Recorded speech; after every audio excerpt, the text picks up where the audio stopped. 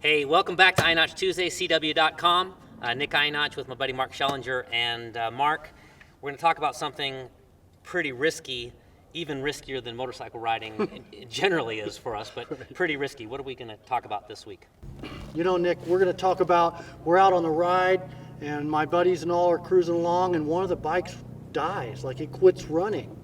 And so we can't get a hold of a wrecker, we don't have any cell service. Now what? Straight legging a motorcycle. And when I say it's risky, there are some risks involved. I want to talk about the 5 or 6 things that you got to get covered to not hurt yourself. And Mark, straight legging, pushing the dead motorcycle with a live motorcycle, where have you done it the most? For me, I've done it mostly in the pits at racetracks, at race events. You know, I'm old school, so back when I was really racing a lot, we took the starters off the motorcycles to save weight. So we didn't have the option of starting it with the button. So we push started a lot. So you push start it as fast as you can run, won't start, you jump in on a motorcycle straight-legged. That's right, we straight-leg it next, and we're able to get that speed and do the bump start. And we're going to show you a little bit of that. But in my world, at street riding, the way it happened to me the first time I got straight-legged, we were at the La Carrera Panamericana back in Baja, Mexico, and a Cagiva had built me a 650 Alizura that was the trickiest thing ever, and it wouldn't start on Sunday morning.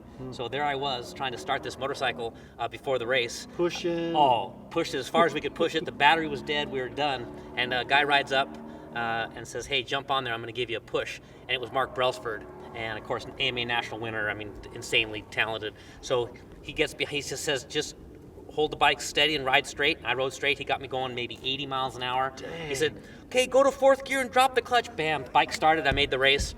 And then Brian Catterson straight legged me halfway up Baja because the RC51 ran out of gas. And then my buddy was riding an old Bimoda of mine, and the battery broke, and we were on the freeway. And I saw it break, and I saw the bike startle. He looked down, the bike was dead. I pulled up behind him and straight-legged him all the way down through Santa Monica. Never even stopped. No, never even stopped. And I straight-legged him past a highway patrol, and that's a true story. So, straight-legging in my life has been pretty good. And you have basically saved someone's weekend by being able to start their motorcycle. For sure, I could probably look back and say I saved a championship by getting that bike running. Good. So here's what we're going to do. I'll show you a couple different things that have to happen, or it gets to be pretty risky. And again, folks, motorcycle riding takes and staying focused, and in this case, straight legging, you bring your focus up another level. Right. The first thing we want to talk about, we're up at the motorcycle that's dead. Mark, your bike died, broken battery, out of gas, whatever the issue is, and you've got a couple things you've got to do well for this process to work. What is your concentration here? Thinking about which side I'm going to get pushed from, we've got this bike staged to my right, so I'm going to put my right foot up on my right peg, and then I'm going to help push to get going, to help us get moving. And then my second thing, and maybe my higher priority, is to make sure I don't put any weird inputs. I'm going to go straight, unless we have to make corners, of course, but we got to work together. The pushing rider has some significant risk in this, obviously, and it starts with your foot placement. You better have a boot on. If you have a tennis shoe on or a sneaker, a shower shoe, you're going to have a lot of problems if you make a mistake. So you're going to have to focus on where you're going to put your foot. If you're on the right-hand side of the downed motorcycle, put your foot against that nice stock muffler. You see how solid that thing is? That thing's not going anywhere. If the muffler's not very solid, try to put your foot up against that passenger peg. If he doesn't have passenger pegs, put your foot on his peg, but try to get something that you can really push against because you're going to put some force into it. On the other side, you've got 2 good choices on this FC10. One is down here on the swing arm.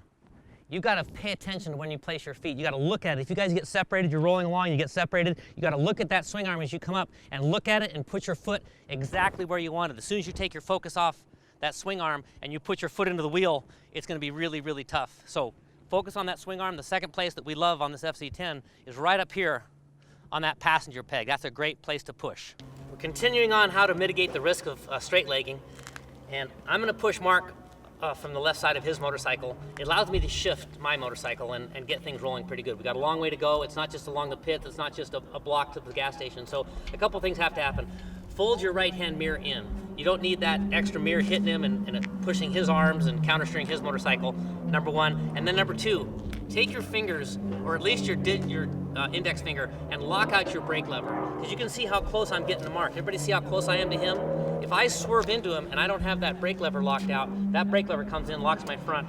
I probably won't fall down, but it'll be pretty close. It'll be pretty ugly. So I'm gonna lock out that brake lever, and so if it hits him, and I mean, if it hits him, I'm just not gonna have any issues. I got it locked out, and I can hold it away. So I'm folding my mirror in, I'm locking out my brake lever, I'm getting him rolling, shifting, looking in my left mirror in case there's traffic coming. There's a lot going on with this, huh, Mark? A lot going on. The risk level is high. Risk level's high, but it could save your ride, it could save your weekend, it could save your vacation, and in this case, it saved people's championships hopes. That's right. And one of the things, no matter what side you're pushing on, Mark, it's going to take the pusher a long time to get the clutch out initially.